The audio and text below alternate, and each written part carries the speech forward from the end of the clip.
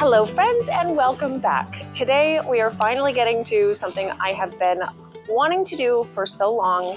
We are going to be planting a hedge around the big ugly equipment that we have back here. We have our air conditioning units and all the pool equipment, and we are going to be planting some emerald green arborvitaes.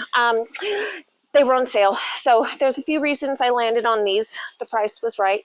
I wanted the North Poles. Honestly, the North Poles were my first choice, but sometimes you just have to make compromises and go with what's available. For whatever reason, our local garden centers just haven't been carrying the North Poles. And why do I want the North Poles, you may ask? Well, I've grown a lot of them. I have them sprinkled all over my garden, and I know that they work well, and I know that I like them, and I know that they like my soil and my conditions.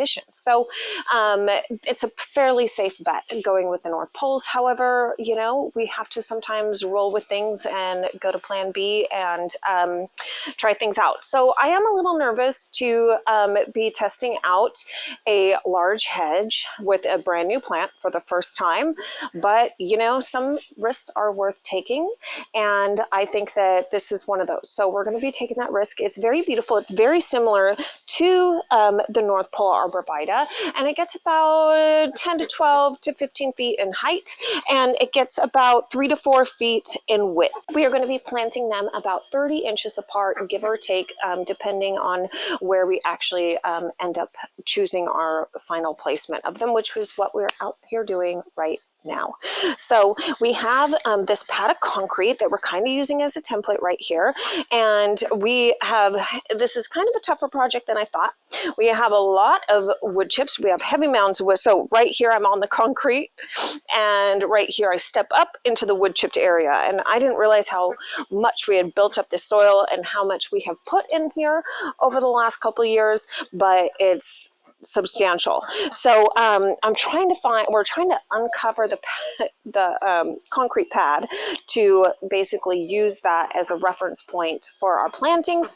And so I think I'm going to be planting these trees about 12 inches from the back, and I know it's going to be very close to the equipment, but I plan on having these at least on the interior of this area pretty sheared back. So the only side that I need to look pretty is the side that is out here on Dahlia Way, and the rest of it we can just, you know, be mean and just keep it sheared back. And earlier this year, and this is why it is really important to like live with things for a while to see if that's really how you want to do it, if that is the layout that really works for you. Because earlier this spring we kind of made the entrance to the equipment center, and I did all of my plantings around it, and the entrance point was right here. However, this is right here in the center of Dahlia Way, and this is actually really good soil. This is like the best sun conditions of the entire Dahlia Way. It gets shaded earlier than everything on the other side, so it makes little sense to have my walkway be here. And also when you're standing here in Dahlia Way, you can still turn around and see all of the equipment. So what we're going to be doing this time is placing the entrance.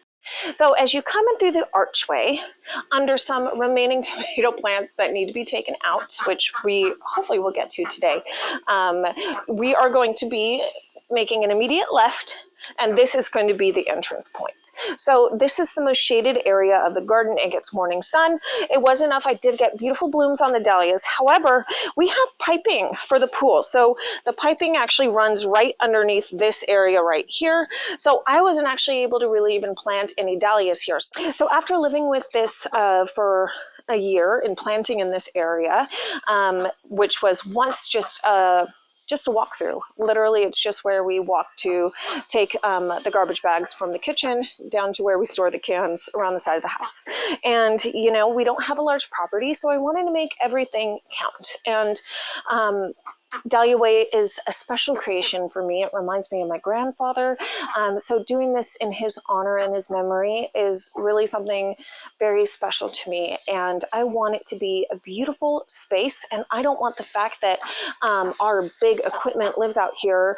I don't want that fact to deter us from being able to come out here and enjoy the beauty, because it is actually a very unique, wide side yard. So, you know, I want to use this space and I want it to be be special. I want it to be beautiful. And I also want to create a little hedging that makes you feel cocooned. I want you to feel wall-to-wall flowers and blooms. And this last year, so I planted, these are hyacinth beams. So as you can see, this is my first attempt at a hedge. And as you can see, it didn't really work. And they're beautiful. Like, look at these. They're all elements and phases of this plant are beautiful. The flowers when they are in bloom, here's a perfect example. It's gone over just a little bit, but oh my gosh, these beautiful little delicate flowers. And then they develop into seed pods. And even the seed pods remaining on are so beautiful. I'm going to actually save the seed pods. I'm going to save this area of the plant, and I think I'm going to actually put it on the other side near our compost heap, because I do want to save things for the birds for the winter time. You know, thinking about and taking care of our local wildlife is really important to me. So I want to take everything into consideration on what I keep. I would love to keep these in place. However, because I need to do this project and get these trees in the ground now, you know, this has to come out. Also, the hummingbirds love this thing. The hummingbirds are all over the hyacinth beam. I think it must be that and the abutilon. It must be their favorite thing in the garden. So we're going to have our walkway right here. We are going to be pulling out the hyacinth beam, our failed hedging, as you can say. It's beautiful, and I will use it in other applications, but not as a hedge. It just didn't come in. I thought it was going to be dense and beautiful, and it is. It's absolutely beautiful, but you know, I think the arborvitaes are going to be a lot more long-standing.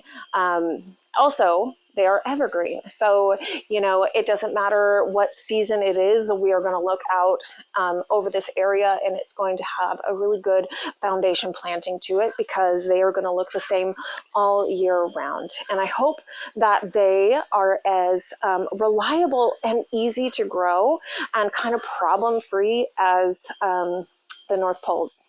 However, I do have my concerns, but this is what we got to work with. So, and I have my husband here today. It is Saturday, so it's the weekend, so I have his help, and I couldn't be happier, and we are really excited to tackle this project. So let's get going.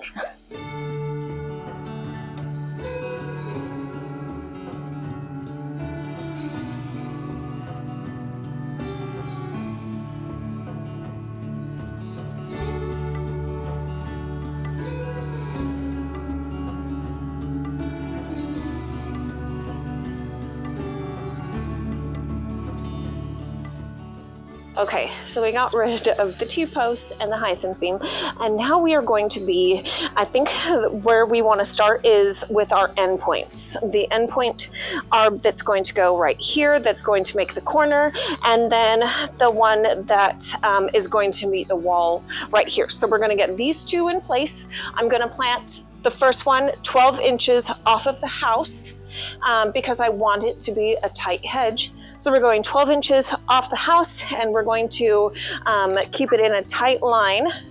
Using this as a template, we're going to be putting the first one right here at the corner, and then we're going to be measuring and seeing if we have enough trees to go no more than 30 inches between the two. So let's get going on that.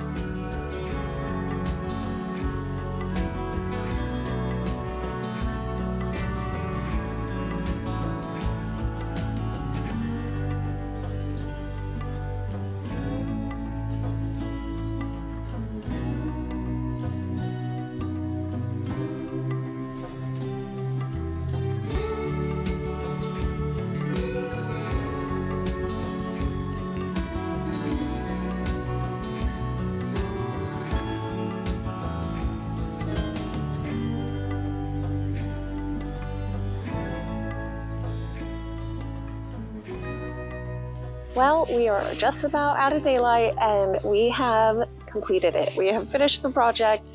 We got 10 trees in. We space them about 26 inches apart. And I know that, that may seem a little bit tight for you guys, but imagine I want a dense hedge here, and I'm going to keep it sheared back on this side and not allow much growth. But overall, I'm so happy with it. This is just beautiful. I spoke to the lady at the garden center this afternoon about these, and they're actually, these emerald greens are from Matsuda, which is, gosh, I passed it many times on my way to Trees Outlet. It's in South Sacramento, out in the middle of, nowhere. So these are acclimatized to our area. They are grown in our area. So, and they look like this. So hopefully if I can keep them watered and enough nutrients, they should hold up and do really well for us. So I'm very excited. I can't wait for this to be a beautiful backdrop to Dahlia Way, and hopefully in no time at all it will fill in and we won't be able to see any of this unsightly equipment anymore. So thank you all so much for joining me. This project, this is one that really is close to the heart. I'm very happy to see this area done and this transformed from an ugly drop zone into a beautiful destination area in the garden. And who knows, maybe I set up a little table and chairs, a little patio bistro set out here. I feel like I need to create more sitting and enjoying areas, and this is definitely an area that I want to sit and enjoy. I hope that you all have had a wonderful day and a good week, and thank you so much for joining me, and I hope you join me next time.